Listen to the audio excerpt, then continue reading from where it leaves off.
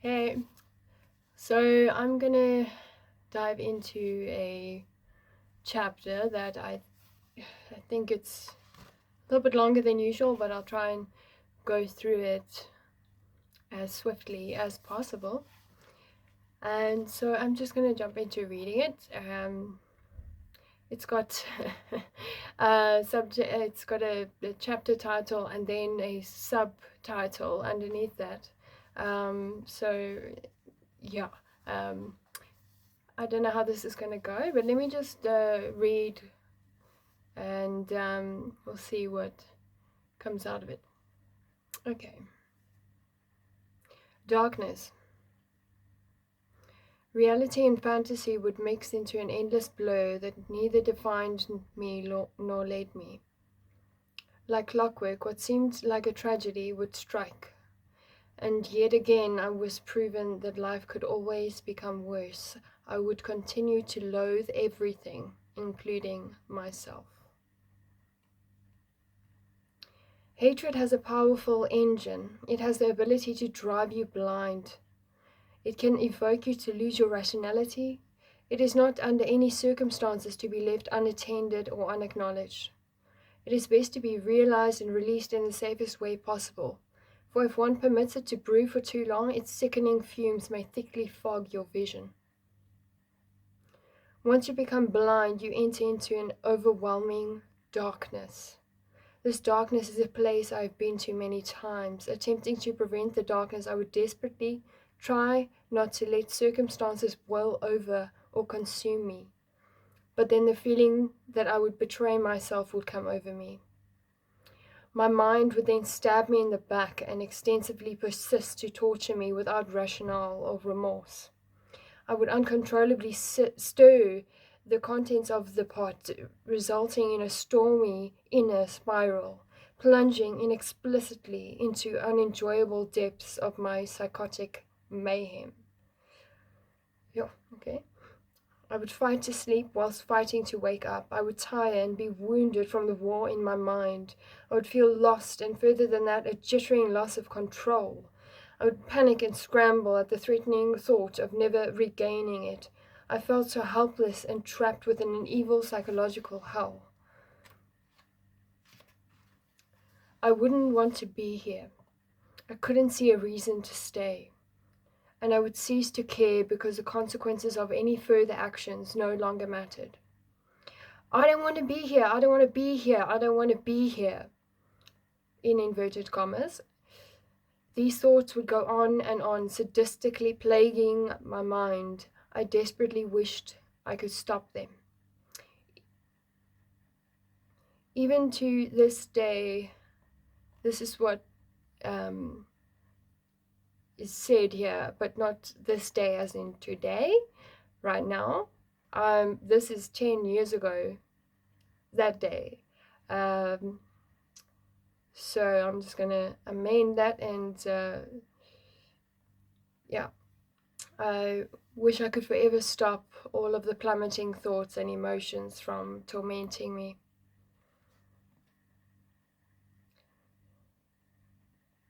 Again, I want to just caution that this is 10 years ago, so I'm not sure whether I should carry on reading it like it is or whether I should adapt it as I'm reading it.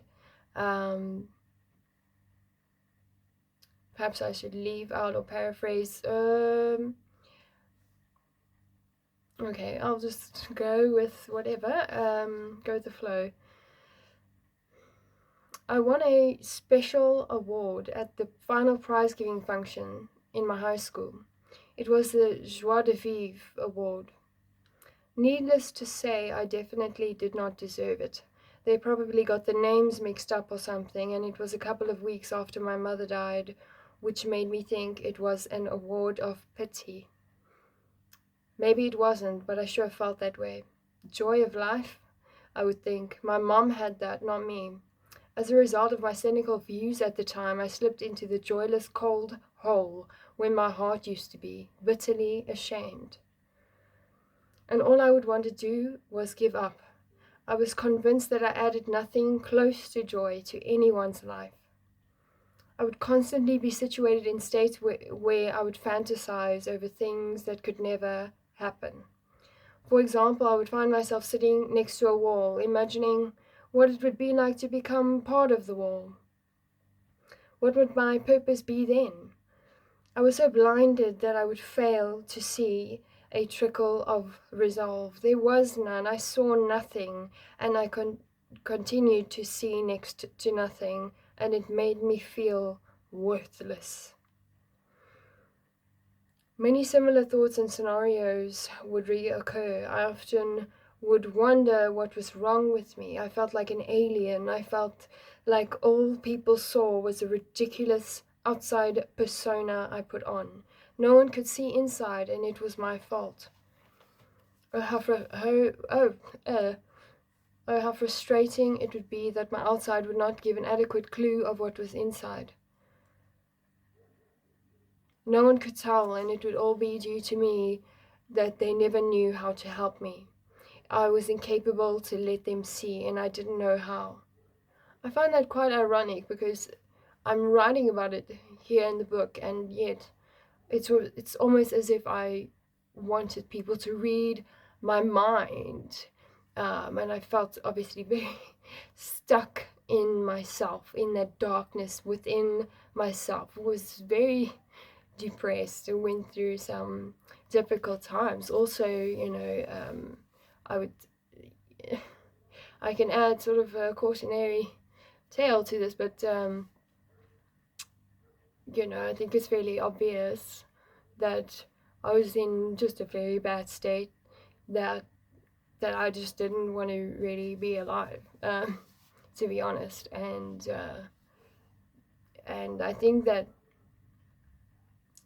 well, I think it's kind of hard to read this, especially out loud, because I'm hearing it in a very weird way, and it's like pretty wow. But I think there's a contrast, and it's kind of getting my heart beating and making me concerned, yet, if I ground myself again, it's better. So, and obviously I'm so, yeah, I didn't, but I've been through a lot after and before I wrote this again 10 years ago. But I mean, life has got some heavy stuff, heavy times in it, and I would say it's not life's fault. It's not good to blame and put fault in things, but you gotta be able to deal with it, or go through a process of healing, of trying to amend things, or etc. I'll just continue reading, otherwise it's gonna get a bit too long. Maybe I'll just read half of it, and stop at a certain point. Anyway, I was incapable to let them see. I didn't know how. How does a blind person teach someone to see? How does one translate a language they could hardly speak or understand? I vividly remember how distraught I was within. Inside, there was a girl with crazed eyes, wild hair, and itching wrists. She kicked and she screamed in her icy cage, while her veins bulged out of her forehead. She would run and then trip, and at every second step she would fall back down. Shocked for an instant, then rewound and reminded to stand up again, and like a robot she continued with the relentless cycle. I would actually become scared as I watched her turn slowly into a grenade threatening to implode. And outside I would be so silently dangerous that it frightened me as well. Both of us were trapped and dangling. Wow, that is insane. That's a heavy section there. Wow, hectic. Okay, be brave. Um, Yet at this very same time, I would feel as if I was sinking deep into the shadows. The light was too bright then, yet now I yearn for it. And now I love the light. May the light be, may it come. We all need more light in our lives. And okay. I was like a scratch CD that somehow still worked. I played for a little while, I worked, and I was fine. But then I would become stuck. And all that remained was a deafening noise of chaos, or the numbing sound of blankness. And during all the chaos, I was often numbed against my will and transformed into a walking zombie, a damaged shell containing a tiny being living off the unnutritive remnants of itself. But what happens when these remnants are no more? Well, to put it simple, the battered shell breaks into a million little pieces and becomes strewn and forgotten over wasted space and uselessness. Your heart breaks more painfully each day, and let me tell you, it never stops. It breaks again and again, and there's nothing you can do about it. There were too many thoughts, and then more thoughts, and more. I thought the world was ignoring me. I questioned whether I was worthy of respect after all the things I had done. What did I do? What is this? What qualities did I still possess, if any? And what was the point?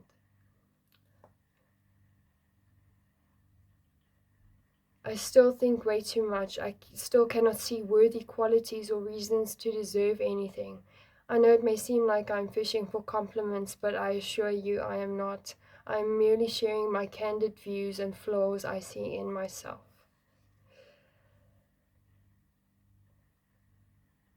I can't see, I screamed. Help me, I pleaded. You don't deserve it, she replied emotionlessly. Then tell me, am I worth anything at all? Why am I still here? Why are all these things in my head? Why can't I think about beautiful flowers or how nice it is to laugh? Why am I so negative? I asked again and again. No, you are not negative, she explained. You are being realistic, and there is nothing wrong with that. I begged her to stop. I commanded myself to stop thinking, which did not work. Let me just do that again. That was a confusing sentence over there.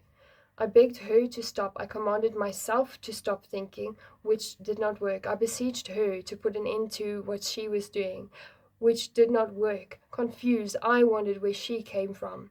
Had she come from me? Was it a vicious product of my disarrayed imagination?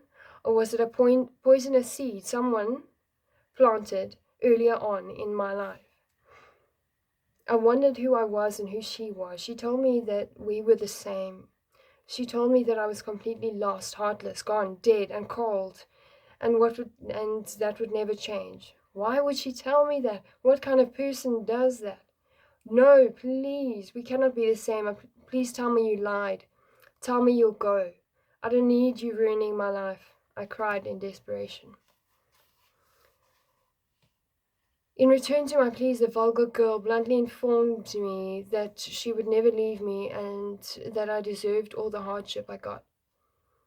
I did not know what to say. I did not know what to think. She made me despise both her and myself. And now I'm here describing all of this to you. These voices and debates inside my head are my constant reality. Reality and fantasy would mix, and I would be floating, but simultaneously sinking into a dark and lonely void I could not comprehend. Chaos eruption has become my everyday risk when navigating around the minefield that is my life. It is quite strange to reread all of this. Oh my goodness, I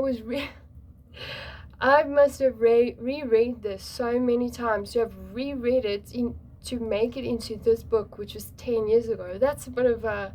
And I'm rereading it right now, and it's in different tenses, and I'm kind of rereading as it's written, and this is very weird, very weird chapter.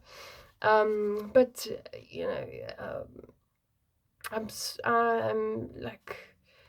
I'm looking forward to the end of the chapter because I know the structure of this book, and I know that at the end of each chapter I expose what I think is a gift or a blessing to everything that was written before that.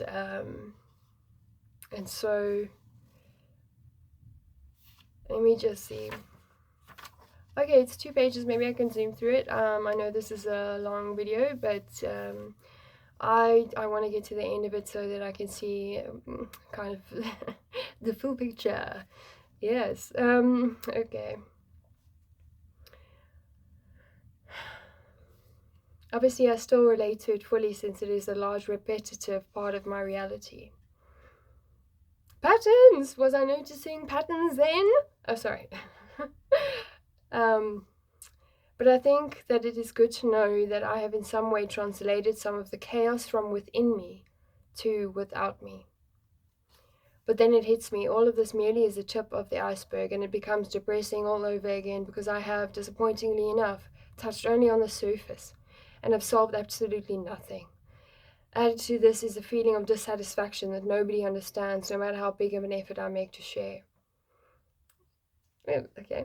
Um, I reclusively take part in a monumental failure of attempts to decipher my head, and alternating between various mind states does not prove very helpful. Mixed mind state equals unstable emotion, thought, and perception. In particular mind states I cannot find I can trust myself. I am not always certain of what I will do, which bothers me because I tend to overanalyze everything. After that, I strangely become unsure of myself, and I feel like I will soon be consumed by my own anticipation. Oh, what a perplexing and muddled being I am. What on earth should I do if I feel as if I am not reaching anyone?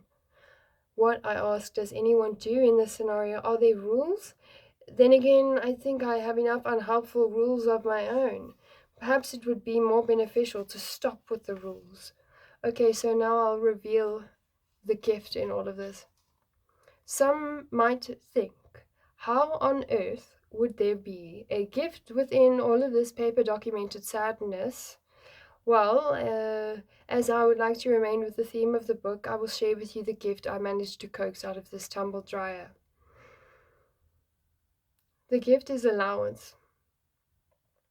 I need to allow myself to feel all of these things and think all of these things.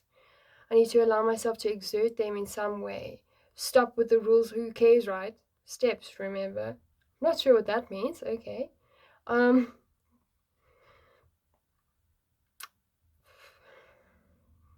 is okay to give allowance to yourself. It is something only you can do. It is your choice to allow or not to allow. Yes, you may feel as if nobody understands you and you cannot get through and blah blah blah. Yes, that is written down there. 3 blah blah blahs. But they don't have to understand, and you don't have to either. Stop being so hard on yourself. That is a key. That is such a key. Anyway, the important thing here is that not understanding or so-called getting through, but the fact that you are taking part in the active identification of things that you are consumed by. Allow the emotion, the thoughts, and the chaos to escape. Only then will you find resolve. Allow the emotions, the thoughts, and the chaos to escape. Only then will you find resolve. I would sort of take that and say and refer to just a quick reference to the emptying of oneself, and tempted to go and then talk about ego and the self, but I'm just gonna try and keep it to the book. I'm basically done almost. Allow yourself the courtesy to think that in some way it is assistive and a cooperative to recognize that there is chaos. Why?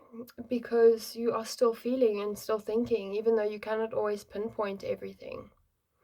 Forget the rules, allow chaos within capability. I know it can be overwhelming, and all you may desire is for it to go away. But when it does do so instantly, what can you do? Well, if you allow yourself to, you can use the time as an opportunity to learn how to deal with it. Good or bad, essentially, you are dealing with it, which is better than leaving it to boil and bubble. I can say, yay, I read that chapter and it's done, and I don't have to look at it ever again if I don't want to. Not that I necessarily wanted to go and read all of that and go through that, but I can sort of highlight a couple of things that, okay, it's really, really important to understand that the process, I almost want to say this in words of somebody else, which is very, very important, an important role model in my life, which is, but I don't want to give that name away, but there is a lot of importance in the process. If there isn't a process, then it's like, bah, bah, bah, bah, like, just like two extremes banging against, clashing, and in chaos. It's like, and also, if you want to get to from point A to point B, uh, you gotta move, you've got to progress, and that is through a process. You don't just click your fingers and it's done.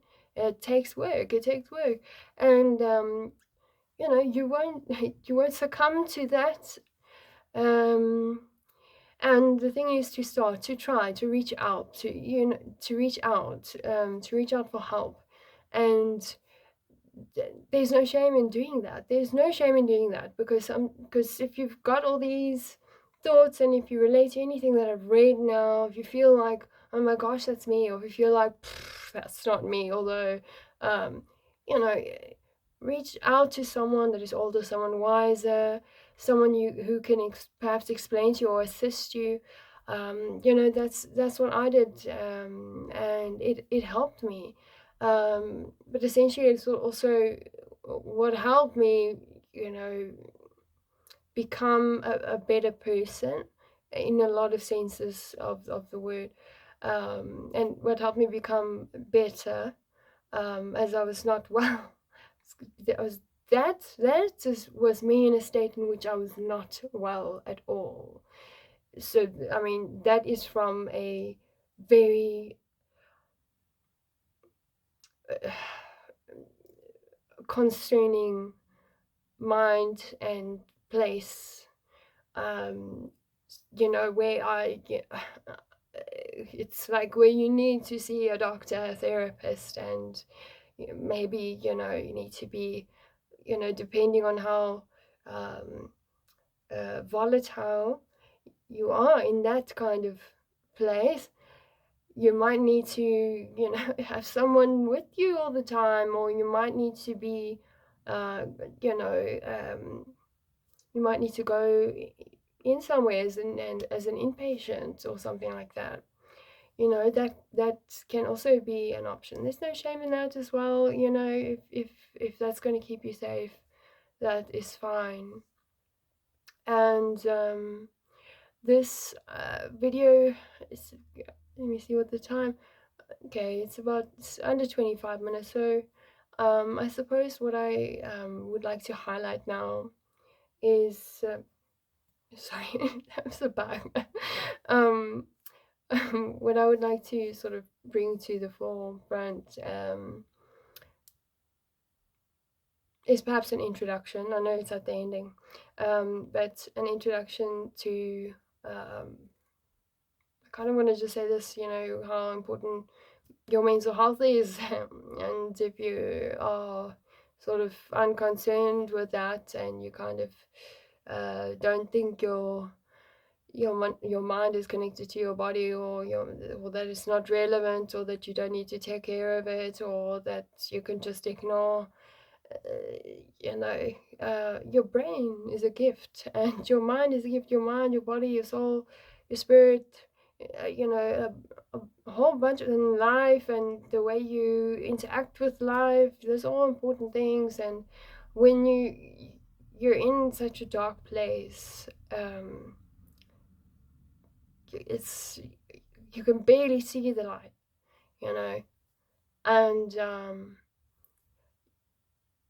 you can't be in that place and have this expectation that other people are going to come and save you, because a lot of the times that's not true. You kind of need to make an effort to crawl out of that, you know, dark place. You need to, or at least, you know a way to reach out for help.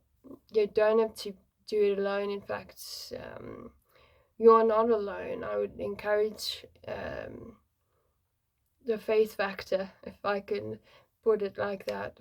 I would also encourage interaction with nature, and to not isolate yourself, and to go check up on your health. And if there is a concern that's raised within you, use your gut, use your instinct. Your instinct can tell you. Maybe pray about it, and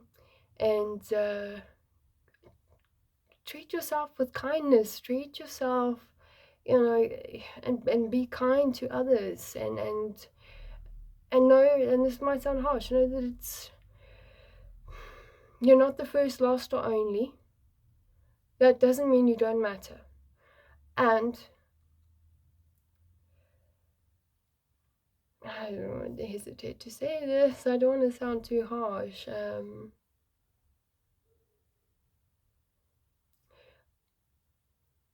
You can do it. You can do it. Be gentle with yourself. Be kind to yourself. Be kind to others. And what I'm going to say now might sound harsh, but maybe you need to hear it. And I don't know why I'm hesitating to say it. Yeah, look, it's not all about you. Life is not all about you. On you in the inside of yourself. Me. It's like, that's not what life is about. So, you know, like, and that is not you living life. When it's all about you, and life is just, it's you're like starving life out of yourself. That's not good. That's not life. That's not you living life. And that's kind of like you're inside of your own self, and you're living off of yourself. You're kind of shrinking, becoming smaller and smaller, and it's darker and darker. And it's like, please don't be fooled by that. And you know, head towards the light. You know, there's always hope. There's always hope, and I know I say this a lot, and I will keep repeating it. Maybe you get a revelation from it, or maybe you actually get hope from it. And that's on my right hand ring finger. It's a moon symbol. And that is to say, there's always light, even if it's dark. And I got this tattoo a long time ago, but I maintain with that, and it is true. And you might think, oh, who are you to say what the truth is? It's bloody well true. It's true. It's true in the sense of it will it will help you, and if you can understand what that means, and understand that is to do with life, and continuously seeking the light, and wanting to live life, choosing life. Sometimes you have to make a choice. I choose life. Sometimes it's a daily choice. What do I choose? I want to choose life. And, you know, on the topic of words, I will use myself as an example. Yeah.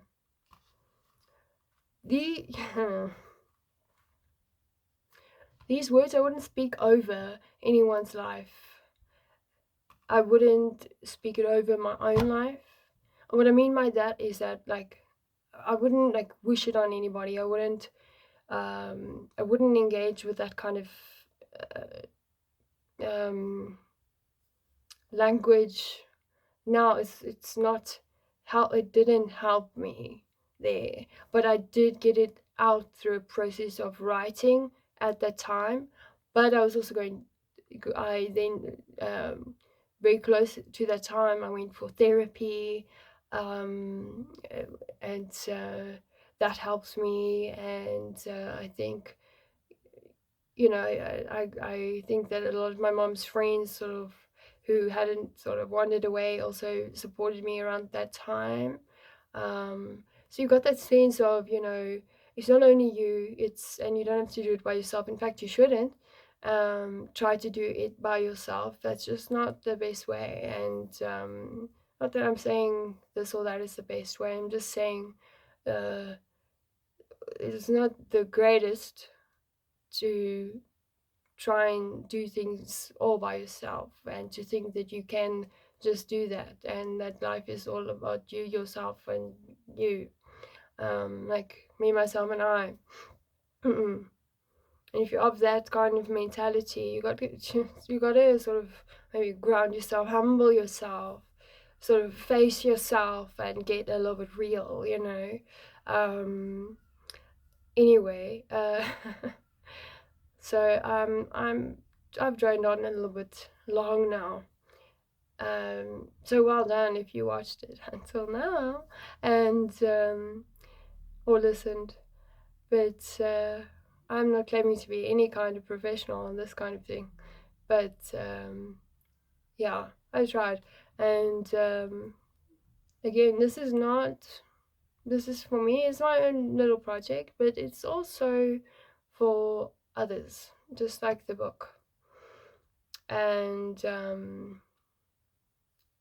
yeah, it is not to harm, it is to help. And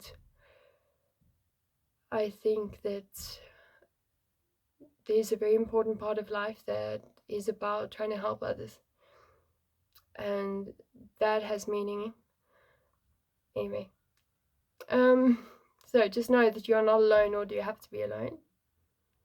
And I hope this video can at least help you feel like you're not alone, like you can maybe identify with some of the things that I read, that you may have thought, and you can identify with, oh, okay, I'm not the only one.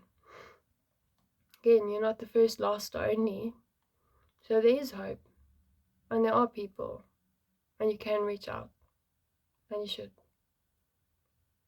Love, love, love, love, love. Be kind to yourself and others, and give yourself grace. Okay, cheers.